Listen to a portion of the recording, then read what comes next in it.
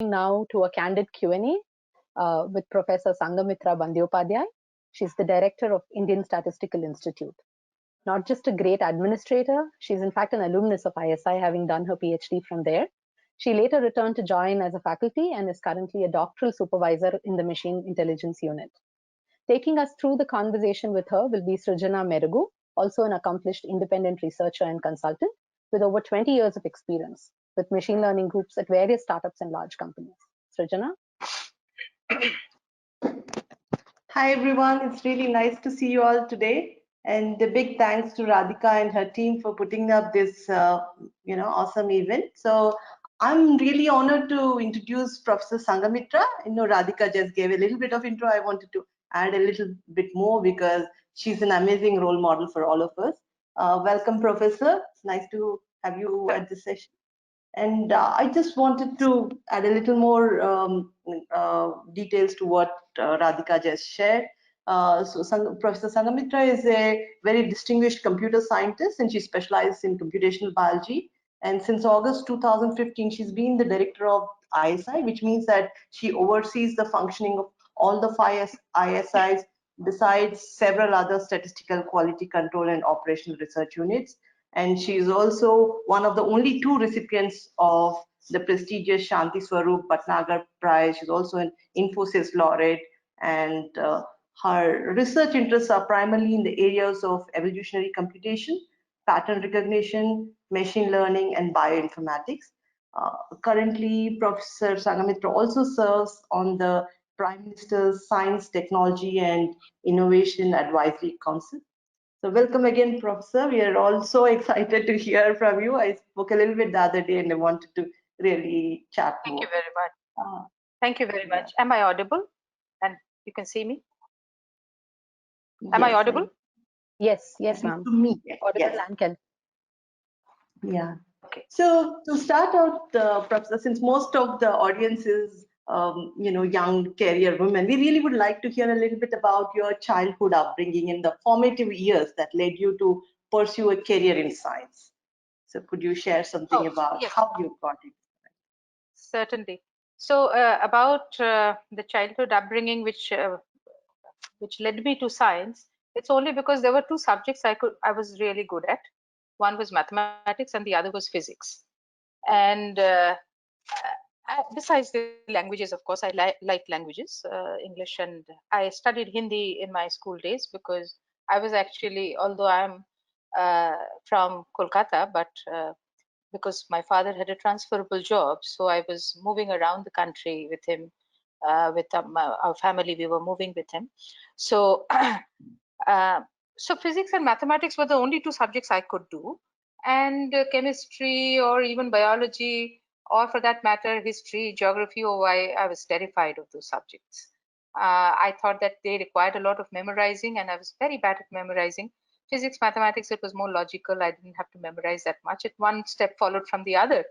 So, well, nothing specially pushed me to science, except that those were the 2 subjects I could do, and therefore I pursued it, and that this is where I have landed now. So that is how I'm very humble about your accomplishments. I mean, you were I have seen your record. You were always the topper during your school and entire academic year career. So I do want to know a little bit about. I must tell you, I was never overly ambitious. It was only one idea, one philosophy that okay, whatever I do, I'll try to do my best. So that is so I never really planned for the future. Whatever happened, one after the other, it happened. But of course, that strive for excellence was there, and I did whatever I could to the best of my ability. So I will not have that complaint against me that I didn't try hard enough. I did try, and then whatever happened. Yeah. And so, if I may ask, now that you mentioned that you embarked on this journey, so what has been the driving force behind your professional journey as a scholar in science, as a professor, the leader of this organization? What keeps you going? Any nice anecdotes that you would like to share on the turning points in your career? Well, I would say, I mean, it's not like there was a particular turning point or something which I wanted to do something else, but I turned to science. No, it was a natural progression. Also, from a very young age, maybe there was a little bit of mindset difference. In fact, when I would talk to my friends when I was just maybe in class 5, 6, 7, 8, something like that, with the girls, I mean, the general topic of discussion would be usually would turn to husbands, so future husbands, just like young girls. I never really had much interest in those discussions. And I always would think to myself that many of my friends, girls, all the girls, they would think of how rich their husbands would be and what cars they will buy, etc. But that always made me wonder. They never thought how rich they themselves would be, and what car they will buy for themselves. So that was not their discussions. How much their husbands would get for them. So there was this mindset difference somewhere. And also my mother in particular was an important, my mother and my grandmother, they were important forces in my life. In this, I remember one small incident when I was in school, and I was visiting our uncle's home in Chittaranjan, and this is a big home with lots of with a garden with trees, and I wanted to climb a tree, but I had never climbed a tree before, so I was not getting that confidence. And my mother said, "Well, go ahead, climb it. I'm there. I'll stand underneath the tree. If you fall, I'll catch you." That's amazing So that support. was Yeah. a good, I remember it till this day that if you fall, I'm there. But go on. So that was one of the driving forces which have, at different points of time, it has come back to me, this particular word. My mother, of course, is no more, but those things remain. I mean, she always not forced, but encouraged me to do things which, in those times, people wouldn't encourage their daughters to do. That's important.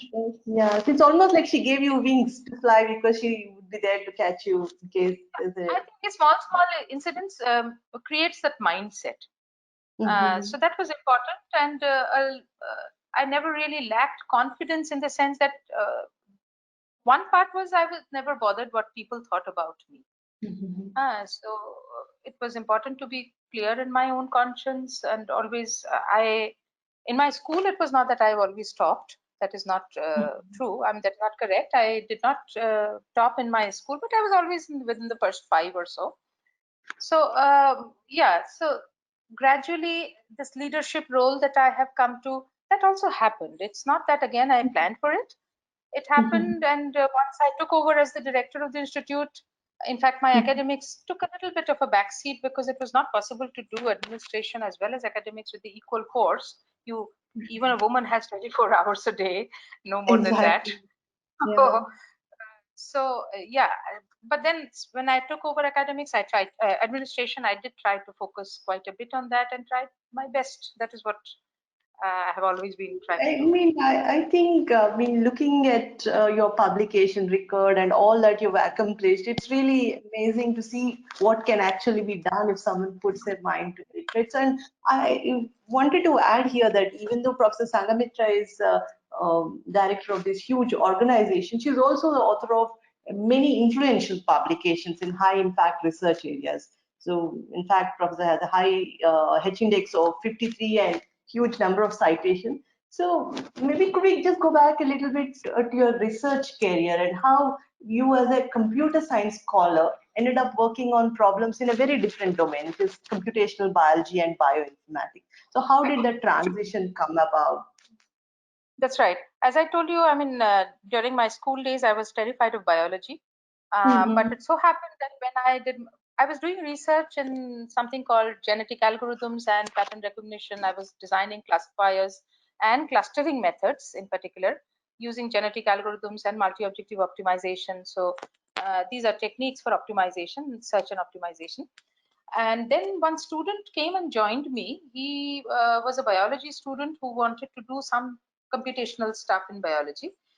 So that was around 2003-4 when he joined me, and he convinced me that there were many problems in biology where the methods which we develop in our laboratory could be very well applied.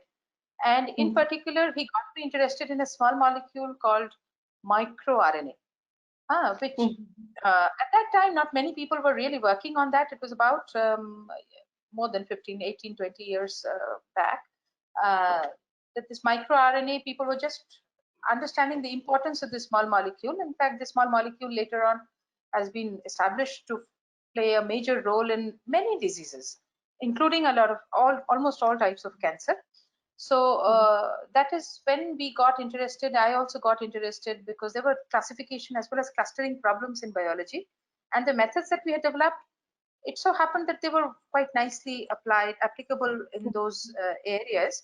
And then what happened is once you start doing the biology, that student of mine, he taught me biology again, re-taught me whatever I had forgotten. Nice. And I taught him computer science. I taught him the nitty-gritties of data structure, of programming and other things. And it was quite difficult remembering the terms in biology which I had forgotten very conveniently. As soon as my 10th examination was over, I said goodbye. But he was also patient. Every day he would teach me something. Next day I would forget. I'd go back to him and he would reteach me that. So that happened. But now more or less I am confident of whatever I know. So that is how it happened. I mean, my landing up in biology was primarily driven by a student of mine. Oh, wow. That's really nice to hear. And I mean, it's actually amazing how these interdisciplinary research efforts come about, really. Yes. So, could you share a little bit on what you think is, are the key elements of impactful research, and what would your advice to young researchers be? Because, like you said, you started on a different journey, something that was not in a domain that you were comfortable with.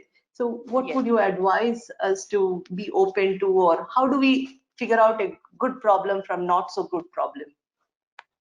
Well, first of all, of course, when somebody is starting out on research, one thing is huge amount of reading has to be done. One has to read an immense amount of literature and textbooks to know the basics correct. The basics have to be correct. If the basics are wrong, then you can just do some epsilon here and there.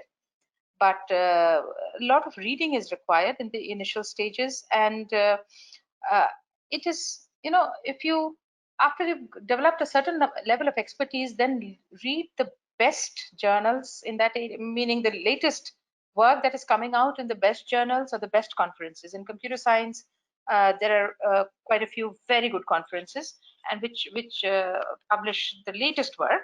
So starting in those, I'm starting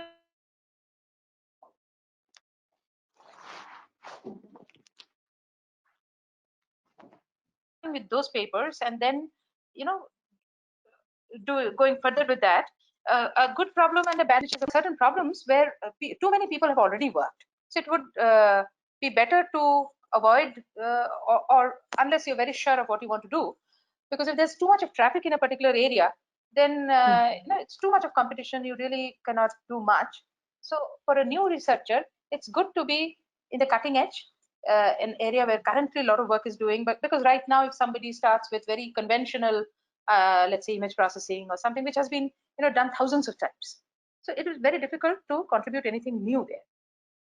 And so that is how picking up that area is necessary. And then it's hard work. Research is a lot of hard work. Very often people think that, okay, coming into academics or into research job is, little life. You can enjoy life. Well, you can, but then the work also suffers. You have to be really, really hardworking. I have seen some of my students, like day in, day out, they are in the laboratory. They have been. I mean, and that gives results. That gives results. So would you like to add something about interdisciplinary research and how Interdisciplinary most of research? us? Yes, certainly. These days, you see, the boundaries of subjects have anyway become very fuzzy. So when one subject ends and the other comes in, for example, biology, a lot of computation has to go into that, a lot of chemistry has to go into that, a lot of physics, a lot of mathematics. All these modeling is in this COVID situation itself, you can see a lot of modeling going on, but of course it's very challenging because there are so many factors which are difficult to model. So sometimes therefore the models you will also see in the papers, something that the models are either under predicting or over predicting by a large margin. That's because there are so many variables here which are difficult to model. But that's where a lot of mathematics, a lot of statistics. So it is very important to know your own subject very well, but also pick up a little bit of other subjects, one or two, not many. One cannot be expert in too many things, but to collaborate, but to be very open to collaboration, learn to talk to the other person with a different expertise, because that is what we have found to be very difficult actually. So I come from a computer science background. When I started talking to the biologists, I mean, it was very difficult to understand each other. What a biologist is looking for, and what, from a computer scientist point of view, I am unable to express that, okay, this can be done, this cannot be done. If you give me this data, this thing cannot be done. The biologist will say, "Arey bhai, kyun nahi hoga? Why not?" So, but after one has to be at it. One cannot just let it go. Just because, okay, once or twice you failed to really collaborate, just give up. No, giving up is not the option. And now it has become easier. Now it has become easier, but still in India, I will say that this building up very strong collaborative groups has proved to be a bit of a challenge. It has been easier to collaborate abroad, but in India, uh, somehow, somewhere, maybe the system is a little more closed, or a person who is doing a particular thing uh, thinks that he or she is also able to do the other things as well. For example, the algorithm development part, maybe a person who's doing biology thinks that, okay, I can also do that. Why should I need a computer scientist for that? Well, no, that is not the correct attitude to have, because what you can do, a computer scientist who has that training will do it much better. So why not share that? So sharing and opening up the system. We often do not want to share data, for example. That's a major problem actually in this country, that whoever is doing research, at the end of the day, you will see that the research is on a data which is coming from outside the country. Even for biologists, when we do the free data, we are taking from the US repositories, European repositories, even Chinese repositories. In India, there is now a move at the highest level to create a database, at least in biology. That is happening. So awareness has come up that we need our own data. Okay, but we are very bad in that. We have been rather a little poor in that, keeping data, making data available for other researchers. You don't have to worry what another person will do with that data. If you've generated that data, okay, you do some work on your own, and then let it be out in the open. Whatever a student, let every student look at that data, whoever is interested. Let them do whatever they want. But that openness is very much important.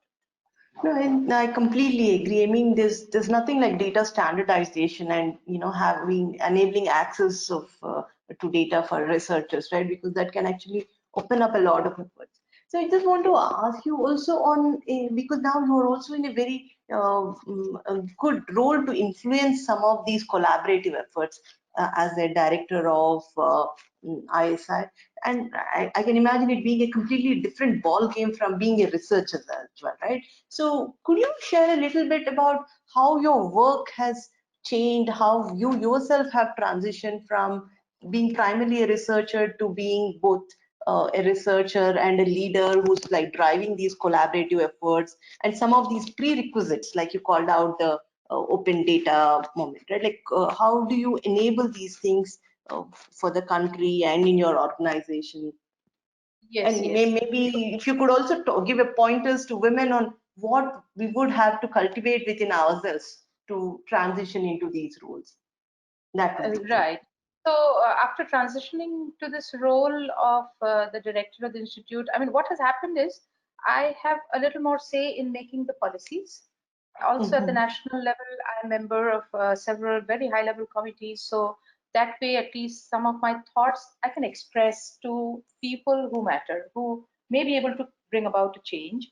And there's a lot of discussion going on everywhere. In fact, I see there are several points on which there's very high level awareness.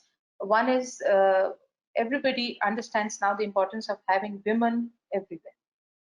And it is also a point that is being made that it's not a charity that people are doing by, thinking of having women.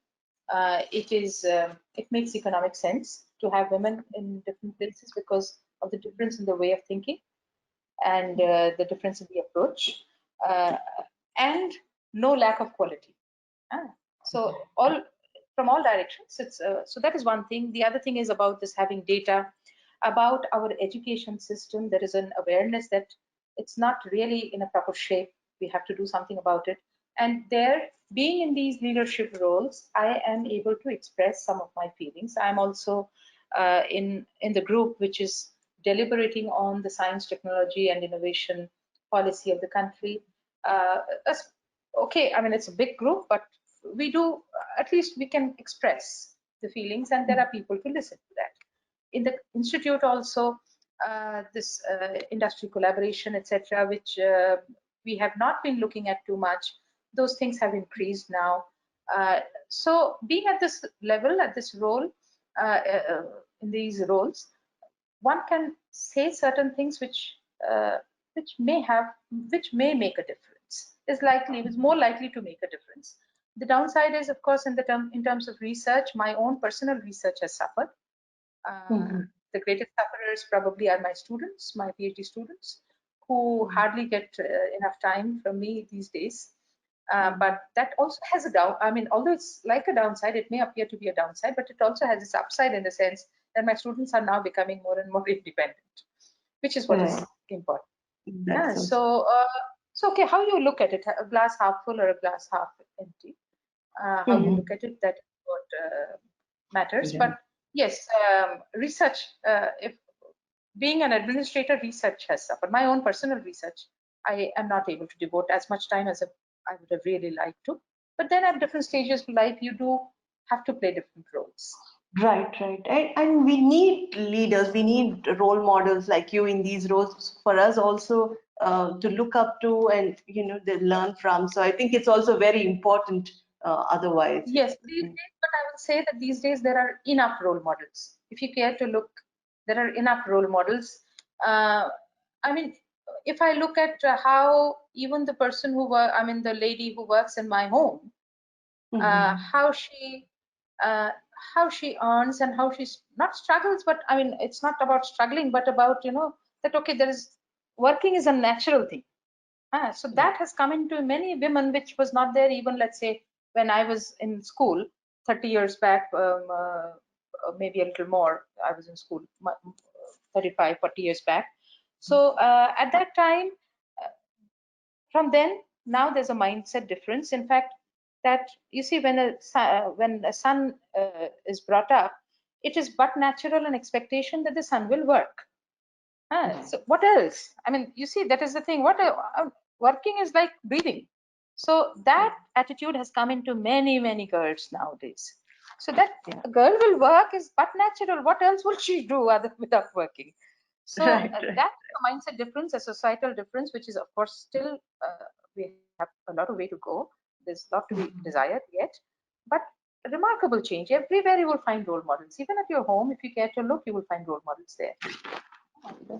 That's really true. I mean, that's actually a very valuable thing to share too. And going back to your role on the PM Science and Science Technology and Advisory Council, could you share a little bit about these critical missions that you think that research and technology community should get into, in particular the data science community?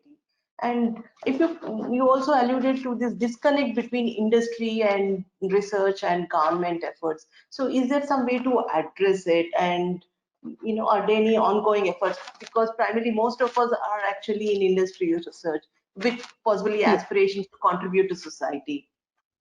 Right. About the mission mode projects, which are major projects which are being envisaged, of course, there is this quantum computing initiative, cyber-physical systems, where there's a national focus, healthcare, and in particular, artificial intelligence, machine learning in healthcare. That has a great focus these days. Also, as I said, quantum computing, underwater exploration, e-mobility. That is also a very important focus of the country, e-mobility, because we have to go towards alternate sources of energy, etc. So these are the different focus points in the PMSTAC. A lot of deliberations have, and those have also come up as national missions, for example, cyber physical system is already in place now.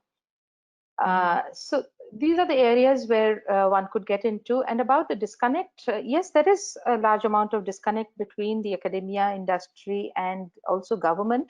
And that primarily is because we tend to be in silos with not easy mobility between these three areas. So if, for example, it was very easy for, let's say, a professor to go and work in it's not impossible, but it's not also facilitated. A professor would be for a year in some companies in an industry. The industry person would spend 1 year in academia in an institute, like whichever hours, or any institute. From the industry, they go and spend some internships in the government, for example, just to see how the government works. 3 months, 6 months, I don't know, whatever is a good duration. But this mobility is not facilitated by the policies which we have. Today, it's also even, I mean, now it's opening up a little, but even a student who's taking credits from one institute and another institute and trying to get a degree, I mean, there are a lot of bars there. It's not easy. That's what I'm trying to say. It's not easy. It has to be facilitated. In fact, in ISI, for example, we have a 3-institute diploma course, which is called Postgraduate Diploma in Business Analytics. We run it, ISI runs it with IIT Kharagpur and IIM Calcutta. And that is very popular. That's very well-known course now, program now. And you see 3 top institutes of Eastern India. They've got together to run this program. Running it is not easy because each institute has its own policies, own rules, regulations, procedures. It's quite a challenge. But unless we think of models like this, where the students actually, what happens, it's a 2-year course. The students first semester, they come and study in ISI. Second semester, they move to IIT Kharagpur. Third semester, they move to IIM Calcutta. And the fourth semester is all dissipation or internships or doing in industry or wherever they want to. So this mobility of the students, they are seeing 3 top institutes. That opens up, different mindsets. The vision opens up. So I think this sort of mobility, but still this is within 3 academic institutions. If there is an industry which participates, so the seamless movement is very important. In that way, what happens is the respect for the other people, the other arms of what should I say, either the government or the industry. You also grow that respect because you've seen them work. Yes. So that is important. And I think that familiarity, like you said, it's tough to work with biologists if you don't know about them, right? Like how they think. So I think that's very important to cultivate. I think we are nearly out of time, but I do want to get to this. So I just want to say most of us are women in technology, and we often have to deal with this professional personal balance. So could you please share a little bit about your family, your husband, Professor Ujjwal Malik, and how you managed to navigate so many roles, and also any parting thoughts you have for all of us on, how we approach life, research, entrepreneurship, whatever it is. See, actually, for women, one challenge for many women is that often their families, well, they may not come in the way, but they are not too supportive also. Okay, you do your job, that sort of thing. And many families do come in the way. So it's easier to fight an outside enemy. It's very difficult to fight your own. So that is where many women give up. Okay. What my experience has been, well, I have been fortunate that in that sense, I was, in fact, I was always encouraged to do whatever I like to, both by my parents, by my husband. In fact, my husband was always very encouraging and always, put me ahead in everything. Whatever he could, he helped also. So, and my son is also now he's resigned to the fact that he's not going to get his mother too much. Anyways, right from his birth, he's come to accept that. So, and a woman always has 24 hours, no more. So, if you give more time to your work, your family life is going to suffer. One has to accept that. You cannot have it both ways. One has to accept that and not have that guilt feeling. Many women suffer from a guilt feeling. I'm not a good mother. Well, I sometimes do, but it doesn't get the better of me. Well, I tried as much as possible, but so be it. So this guilt feeling doesn't work. it's good to be happy and do whatever you like to do. So that is very important. And also family, if you put your foot down, the family also is fearful of losing you. So it's not that you only fear of losing your family. Family also, if you put your foot down, family will also see the logic and will come your way. So that is one thing. But these days, I think there's a change. In fact, even the advertisements nowadays, I see one advertisement where the husband the wife is a doctor and makes Horlicks or something. Huh? So these advertisements also carry a lot of mindset. They do bring in a mindset difference. So I think more and more the men who are here who've joined, I think it should be taken very naturally that the wife or the mother or whoever will work, and that should be very natural. Help should come from the family also. Without help from the family, it's very difficult. Right, and really great word, because honestly, like all of us have so much in us to give. We have our own skill set, our own talent, and it would not be fair to not be able to realize that potential. So, yeah, Yes. it was really great talking to you. Thanks so much, Professor. It's been a real pleasure. I think Thank you, and we my pleasure. out of time. My Yeah, pleasure being here. yeah. Thank you Yeah. so much. Great to have you here. Thank you, Srujana, for Thank you. steering that conversation. And Thank you, Professor, Srujana. thank you as well. We are obliged to you for sharing your experiences and advice. We all Thank have you, a lot Radhika. to learn from your illustrious journey. Thank you again. So next we Thank you have very a much. lightning talk on large-scale speech recognition